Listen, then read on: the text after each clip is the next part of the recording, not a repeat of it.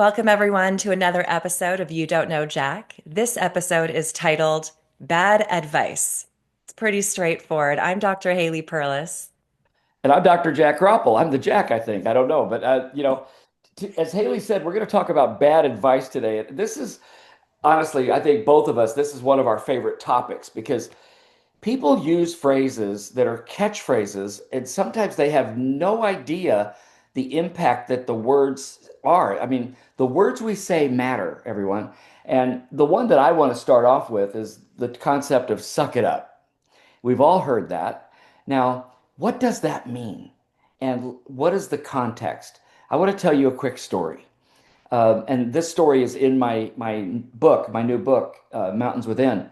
And I was working with Wendy Bruce Martin. Her name was Wendy Bruce at the time. Now, understand that Wendy in 1992 won the Olympic bronze medal in gymnastics. She was one of the top 11 gymnasts in the world. And when we started working together, she was looking at a comeback. And I'm not going to tell the whole story. I just want to tell this part of the story. And she had some concerns about the balance beam, that she had fear that she was going to fall when she was on the balance beam. And in my brain, I'm going, wait a minute. This is one of the top gymnasts in the world. The tricks that she does on these apparatus are like mind blowing, and there's fear. And my brain's just going off in this tangent, like, well, yeah, but she's one of the best in the world. Could I have said, suck it up? Sure, I could have. Look who you are. You're one of the best in the world. Suck it up. Friends, that could have created serious injury to her Mhm. if I didn't let her process this a little bit more. And it's not psychological, it's just being human. And so I didn't say that, but we did have a wonderful conversation. And she found out something about herself that she had no idea. So we didn't even have to go into the venture of suck it up. Then one other story that, and I've used this, and then I'll turn it over to you, Haley. My son and I, when we were training for Kilimanjaro, he was only 11 years old. He was 12 when we climbed it and summited, but he was 11. And we had to understand the difference between altitude sickness and whether you're really sick and the symptoms. I mean, whether it's cerebral or pulmonary versus resiliency. Like we're just having a tough day. And our phrase to each other was, am I sick or is it time to suck it up, buttercup? And that was a fun way of approaching it. But I never said that on the mountain, by the way. I want everybody to understand. I never, ever to my son said, suck it up on the mountain. It was always, okay, how are you feeling? All right, let's take your O2. Let's get your O2 saturation. Let's see where you are. We treated it as though, but in training, we treated it as though it was one or the other. So I think that helped us in training. But when we were on the mountain, I always treated it, and he did too, as okay, what's going on? And I think that's key. Haley, what's been your experience with suck it up? Well, Jack, what you're sharing is that sometimes it's functional discomfort, and sometimes it's dysfunctional. If you're Right. sick, right? So now you're Yeah. working with dysfunctional. But if it is functional and it's uncomfortable, maybe you are feeling a little bit of pain, but you know you can take that right, left, right, left, right, left for Exactly. movement. That's where you want to embrace the suck it up. But Right. it's funny when I meet people on the street or casual conversation, what do you do? I'm a sport and performance psychology gal. What does that mean? My quick response is I help people suck it up, and we laugh. But the interesting thing is I That's great. say, but it's how to do it. And then it comes into full on tactics, strategy, skills. So suck it up is resilience, It's but resilience. Yeah. there's methodology, there's Mm. planning, there's preparation. The last thing you want to do is just tell yourself to suck it up without any real action, movement, strategy to go ahead Right. and be resilient. And most people will hear suck it up. Well, then something's wrong with me. I just have to get over it. I just have to do it. And as you mentioned with that gymnast that you were working with, no, that's actually pretty risky. That's life It's and limb life risk. threatening. Yeah. Yeah. And so it's not just go and suck it up. You do have to process it. And then you Right. have to figure out the strategies in your right left action. 100%. That's good. Mhm. And then, because some people, then this will guide us to the next. Okay. Some people will say, okay, I need to suck it up, which means I now have to fake it till I make it, which is another. statement or advice that I do not enjoy in the slightest for a couple of reasons. I believe in words, and the word fake it tells you that you don't already have something. You don't already have it. I have to fake it. I don't have it. And that tells me that you're not, well, that to me leads you to feeling more doubt.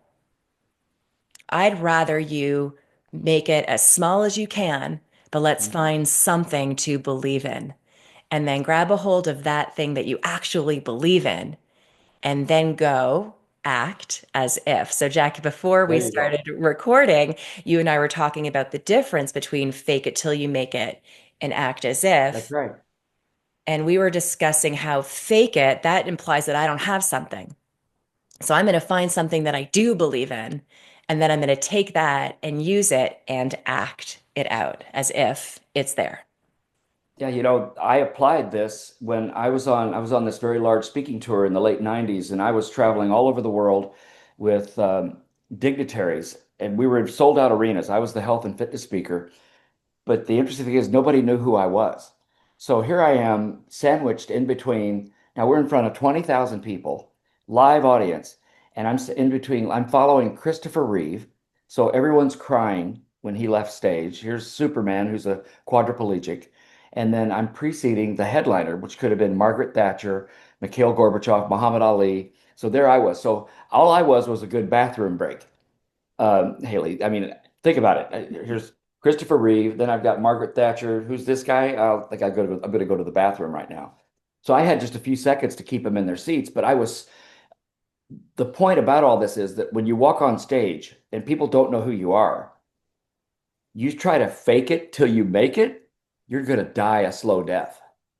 Act as if where you've got an erect posture. You project, you make eye contact with certain parts of the arena. You're acting as if you are literally in the role. And I think that enabled me when I practiced as if I was on stage. So I did all my rehearsals in our offices in front of 20 people or 10 people as though I was in the arena and there were 20,000 people.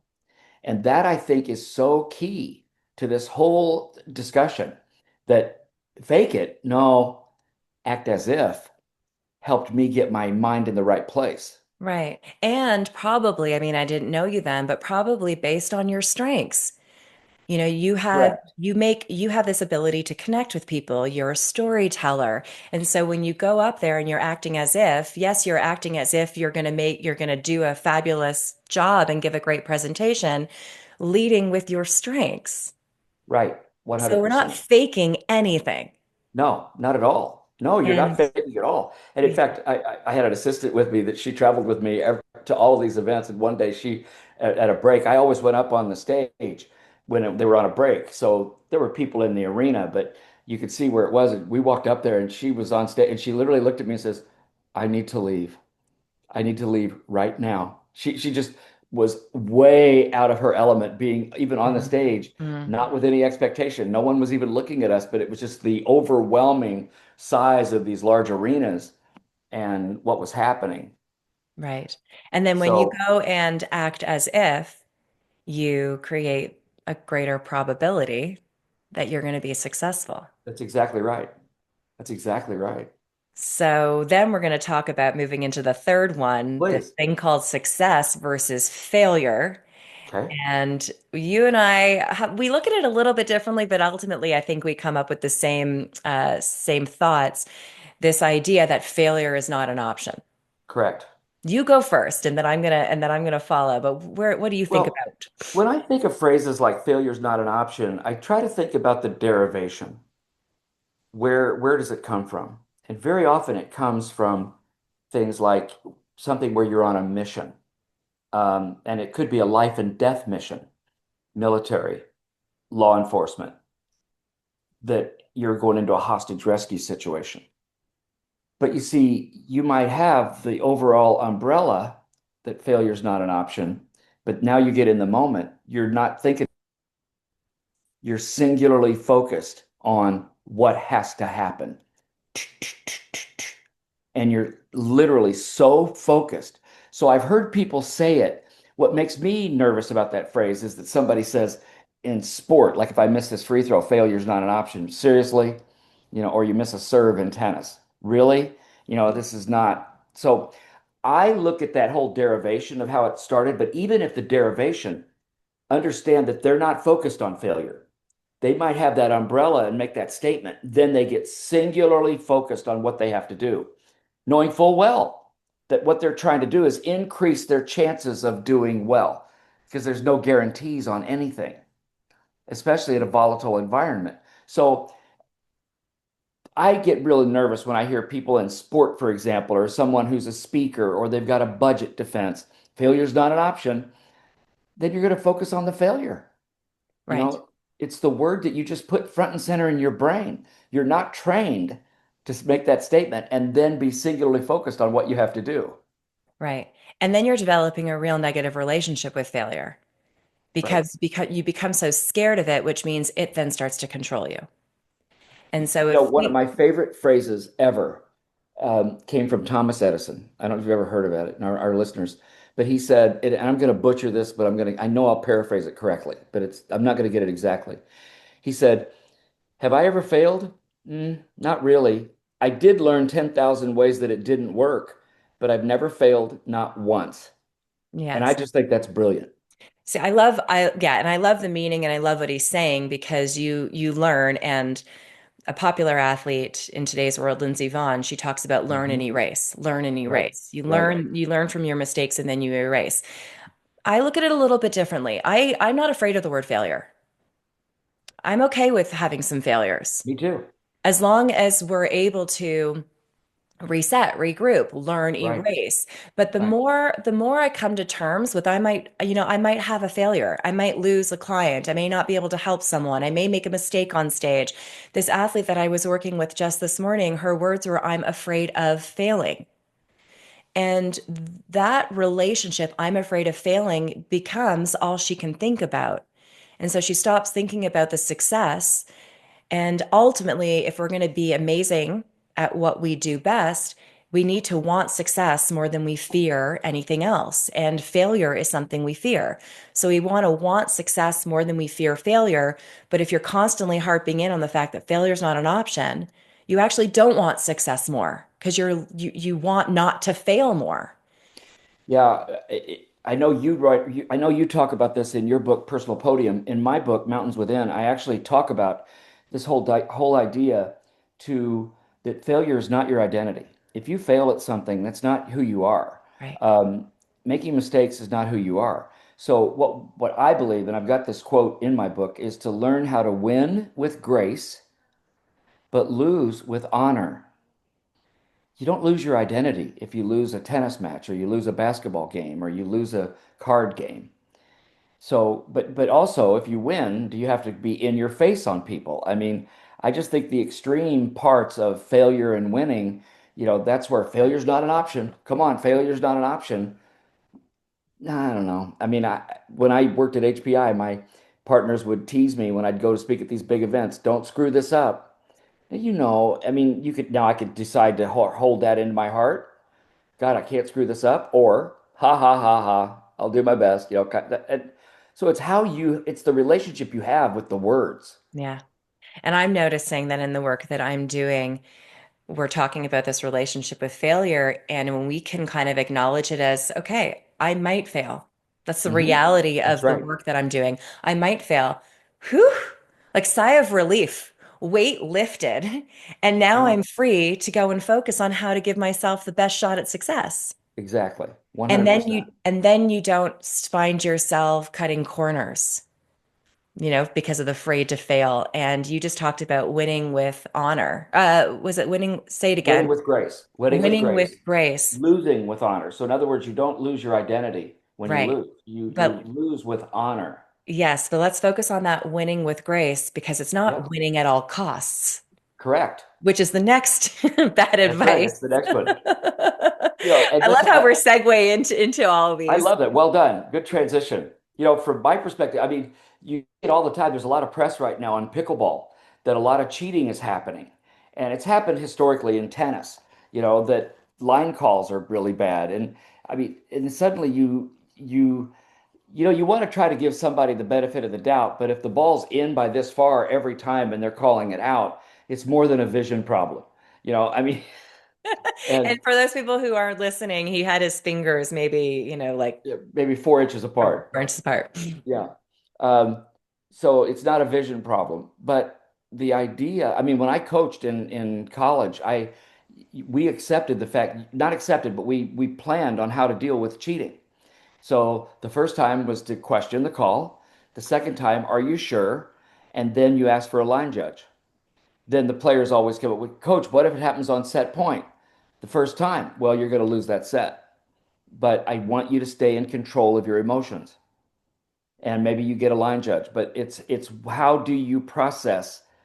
But we're not gonna. I've had players that I've worked with actually steal a call, like they felt they got cheated, and they'll cheat on the next call. And I'm going, whoa, whoa, whoa, whoa, whoa, this isn't happening. I No, know. retribution isn't going to happen. No, So I'd love your thoughts on all this. and we all, and don't we know, when but I guess maybe we accept it. I know in golf, recreational golfers, and it's funny, it's actually a rule that I have, like they do a gimme. So the last putt, they don't actually put it in the hole. It's a gimme. Yeah, it's And like 8 to 10 feet away. Oh, that's a gimme. no, I do get it to some extent, just because we want to keep the game going, and like Yeah, someone, yeah, maybe what if you're putting five, right. you're taking 5 putts or more. So I do get to keep the momentum going, but if you're actually playing a game and it's just an interesting thing. Like, because I personally, I want to know that it was a real win, whatever winning means to me. I'll share with you an example. I don't work with them anymore, but when I first got into social media, I hired a, Instagram and YouTube marketer. And they were responsible. I create the content, which I still do, but this person was responsible for posting it. Hmm. And I looked at, you have something on YouTube called tags and keywords. And I looked and they had Taylor Swift as a keyword. I've never met Taylor Swift. I've never talked about Taylor Swift. I don't have anything to do with Taylor Swift. My work has nothing to do with Taylor Swift. And so I asked, and they're like, well, that'll get you more clicks. That'll get you, if it's a keyword, people will find your video. That just didn't feel right to me. No, it doesn't. No, unless you're talking about something she does that's mentally tough. Which I'm sure she does, but Sure, I she does wasn't too. talking about it. No, I understand. It just didn't feel good. So, having character and Yeah. knowing about the quality of my work. And when I do win, I want to know that it's because I earned it, not because I did it at all costs.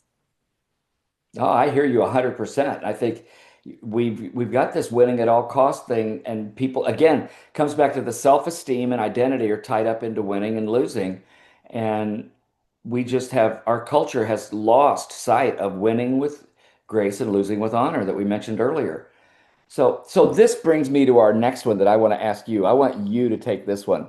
Somebody says to you, nationally ranked skier, look on the bright side, Haley. When I just lost the whole race. Yeah, yeah, yeah. Look on the bright side. Somebody ever said that to me? I'm not sure I handled it very well when I was a competitive athlete, you know. But if somebody said that to you as a nationally ranked alpine skier, they said, look on the bright side after you lost a race or something. What would you think? I don't swear, but I would want to. Yeah, see, my whole thing is if you're the person saying that, you better know what the brighter side is. I mean, you better not be saying the sun's going to come up tomorrow or Right, you're breathing air right. because these are things that happen without us doing anything. And you're saying if the individual lost a race as you might have or lost a tennis match as I might have, saying look on the bright side, Mm-mm. that's the wrong message. No. Now, later, Yeah, right? don't Later, disagree with so that. the sunshine will come up, soon. There will be a bright side coming in retrospect there, but no, in the moment, I think it's the worst thing that we can say to ourselves, and it's the worst thing that we can say to other people. And you and I have already talked about in past episodes about this recovery piece that sometimes we need to actually be sad. Yeah, it's Sometimes okay. we need a moment to grieve, to feel a little bit deflated. I don't need to look at the bright side just yet. I actually need to work through these emotions. I need to process this. I need to be sad. It's still recovery, even though it doesn't feel so good. And then I can get back up. I remember when I got divorced, it was a good decision. But it really sucked. It was Yeah. really sad. Now, later, years later, I can say it was a good decision. And I probably somewhere knew it was a good decision. But in the moment, I went through a really tough time. And I'll never forget my dad coming into my room one day when I was visiting them. And he looked at me and he said, cry so that Mm, you can then get up. yeah, it's He true. didn't say, come on, it'll be okay. Look on the bright side. Because I probably would have closed the door on his face. Yeah, one of our episodes should be about this, the idea that all human emotions exist for a reason. You know, the ideas of exhilaration, the ideas of calmness, the idea of anger, and the idea of grief. I mean, all these emotions exist for a reason. And sometimes we say look on the bright side. You're canceling out an emotion that person might need to be in that moment in time. Right.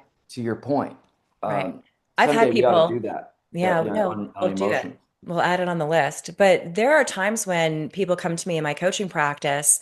I'm really feeling bummed about this. I'm really angry at myself. I'm frustrated. I'm worried. Help me not feel those things.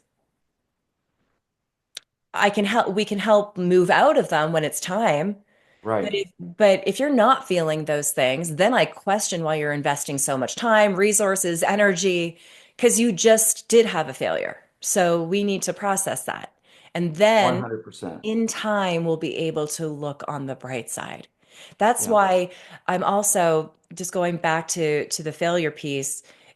All failures are lessons, and it's true. Thomas Edison, learned how not to make the light bulb until he made the light bulb. So Right. it is true, but in the moment, I don't know that I'd want to, let's find the lesson in this. No, let's just sit in this for a moment, Yeah. and then we'll be ready to see the lesson.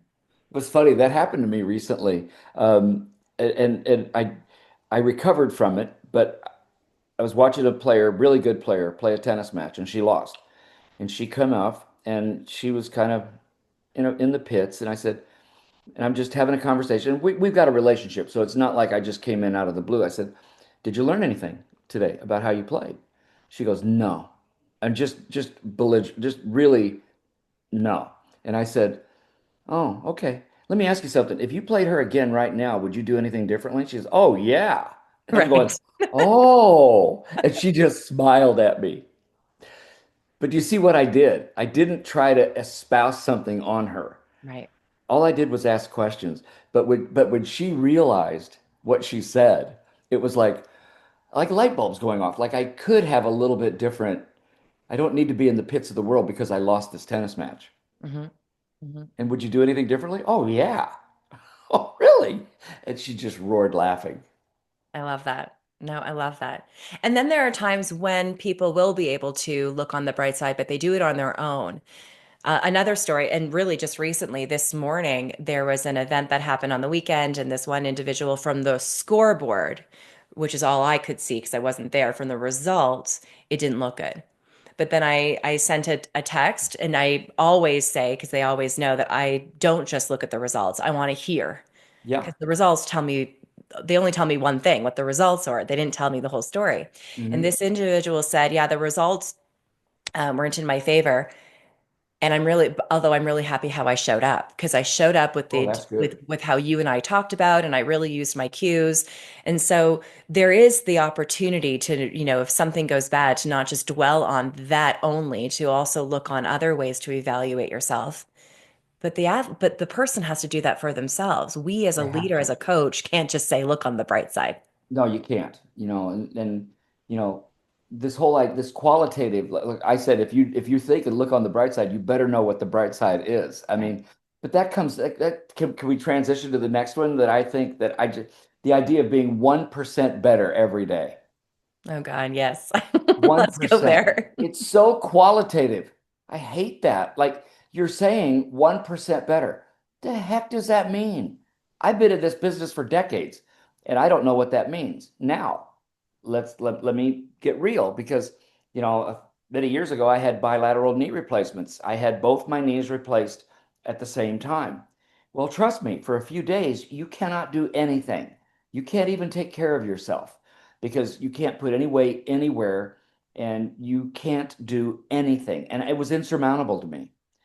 And I developed this attitude that, all right, today I'm going to do one thing that I didn't do yesterday or couldn't do yesterday. Now that might be a step. That might be take a nap for 5 minutes longer. It's not that I had to exert but I need to do something that I didn't or couldn't do yesterday. Same thing happened on Kilimanjaro. We were on the second day. We were on the mountain. We didn't summit until the sixth night. The second night, we hadn't seen the mountain at all. We're at 12,000 feet. Now, this is just under 20,000 feet. It's 19,341. So we're at 12,000 feet. So it's still, the clouds cleared and we saw it for the first time. And I'm telling you, you're going, there's no way. There's no way. It's too high, it's too far away. And you're tired, you're having a hard time breathing already, and it's 7,000 feet higher than where you are. And I said, okay, but I can take the next step. I can keep putting one foot in front of the other. Suddenly, 5.5 days later, we made it to the summit. But Yeah. sometimes it's overwhelming. And 1%, like if you would have said to me on Kilimanjaro, just do 1% better, I'm going, dude, that's a lot more than 1% up there. And like You you know, said, what is 1%? What does that actually mean? So when you say I'm going to increase my range, like I'm actually going to work on my mobility of my knee, I'm going to yeah, take one step. You're quantifying it. You're giving it some yes, specific there's some specific strategy, there's methodology, there's structure, and that's what I believe 100%. that you're focusing on. I actually have a little twist on the 1% better Yeah. every day, and a different reason why I don't like it. In the research of flow state, so Mihai Csikszentmihalyi, I hope Yeah, I pronounced that right, who's the founder of Flow State, right. we all look at it as just flow, right? Which is when your abilities match your demands. So the challenge and your capabilities are equal. And it's an amazing feeling, flow state. Yeah, yeah. But Mihai also talks about this category just above, which is called the arousal, where you challenge yourself. So now the demands are just above your current level of ability. And I think Right. that's where we're getting better, we're improving, we're growing.